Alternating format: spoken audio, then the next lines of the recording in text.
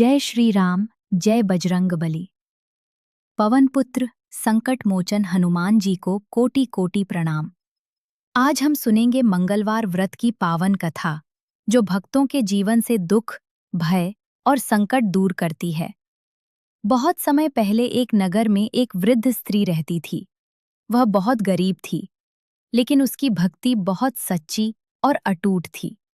वह हर मंगलवार व्रत रखती और पूरे नियम और श्रद्धा से हनुमान जी की पूजा करती थी। उस स्त्री का एक नियम था कि वह मंगलवार के दिन मिट्टी नहीं खोदती और न ही घर लीपती थी। वह मानती थी कि व्रत के नियमों का पालन करना ही सच्ची भक्ति है। उसका एक पुत्र था, जो बहुत आज्ञाकारी और सेवाभावी था। वह अपनी माँ की हर बात मानता और उनकी सेवा करता। एक दिन हनुमान जी ने उस स्त्री की भक्ति की परीक्षा लेने का निश्चय किया। वे साधु का रूप धारण करके उसके घर पहुंचे। साधु ने दरवाजे पर आकर आवाज लगाई, माता, मुझे बहुत भूख लगी है, क्या तुम मुझे भोजन करवा सकती हो?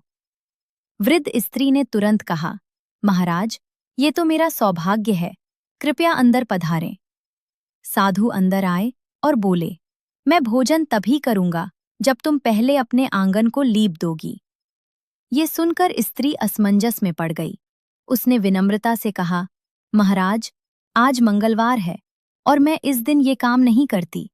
कृपया कोई और सेवा बताएं। साधु कुछ देर सोचने लगे, फिर बोले, अगर तुम सच में मेरी सेवा करना चाहती हो तो अपने पुत्र की पीठ पर चूल्हा बनाकर भोजन बनाओ। ये सुनकर कोई भी व्यक्ति घबरा जाता, लेकिन उस स्त्री का विश्वास अडिग था। उसने अपने आराध्य हनुमान जी का नाम लिया और अपने पुत्र को बुलाया। उसने अपने बेटे से कहा, बेटा, आज हमारी भक्ति की परीक्षा है। तुम भगवान का नाम लो और मेरी सहायता करो। पुत्र ने बिना डर के कहा, माँ, मुझे आप और भगवान पर पूरा विश्वास है।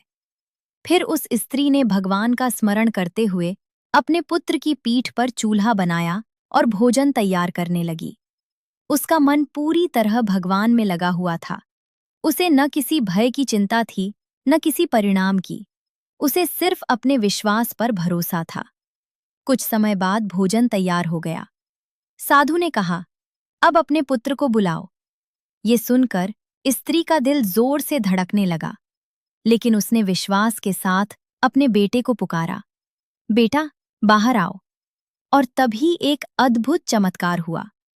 उसका बेटा हंसता खेलता बिल्कुल सुरक्षित बाहर आ गया। उसे कोई चोट नहीं लगी थी। ये देखकर स्त्री की आंखों में खुशी के आंसू आ गए। तभी वह साधु अपने असली रूप में प्रकट हुए। वे स्वयं हनुमान जी थे। उनके तेज से पूरा घर प्रकाशमान हो गया। उन्होंने मुस्कुराते हुए कहा, माता, मैं तुम्हारी भक्ति और विश्वास से अत्यंत प्रसन्न हूं। तुमने बिना डरे मेरी परीक्षा को पार किया है।